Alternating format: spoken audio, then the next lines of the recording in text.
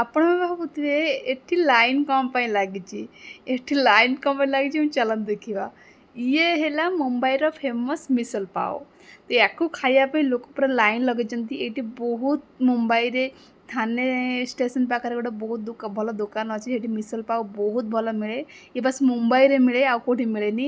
ଆଉ ମୁଁ ପ୍ରଥମ ଥର ପାଇଁ ଟ୍ରାଏ କଲି। ଇଏ ଆଦରେ ଏ ଗ୍ରେଭି ଟାଇପ୍ରେ ମିକ୍ସଚର ଟାଇପ୍ର ସେଉ ମିକ୍ସଚର କରିବା ପଡ଼ିଛି।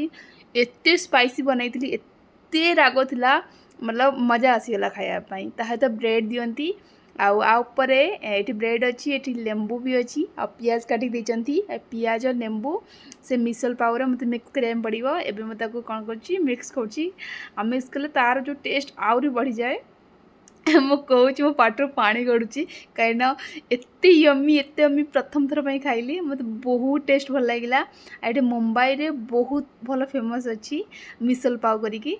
मुझे लेमन पकाउची, तापर ताको मिक्स करके मुझे टेस्ट करी केमती लगुच। मुझे प्रथम थर पर खाइली क्या मुंबई बड़ा पाव सब खाई कि ये जिनसा मुझे ट्राए कर नी। ये जिन आज ट्राए कर टेस्ट तो बड़ा पाव ठार आर टेस्ट लाजवाब थिला। मतलब आई बिलीव केबे आपण मुंबई जाउछंती आपण मिसल पाव पूरा जरूर ट्राई करंतु। आ टेस्ट बहुत यम्मी अच्छी। ये ब्रेड सहित तो खाइले ही भल लगे, आउ कोदरे नहीं। आ मो ब्रेड नहीं गोटे बाइट ट्राई करछि केमती लाଗୁଛି। आ मो ट्राई करला पूरा खा अछि।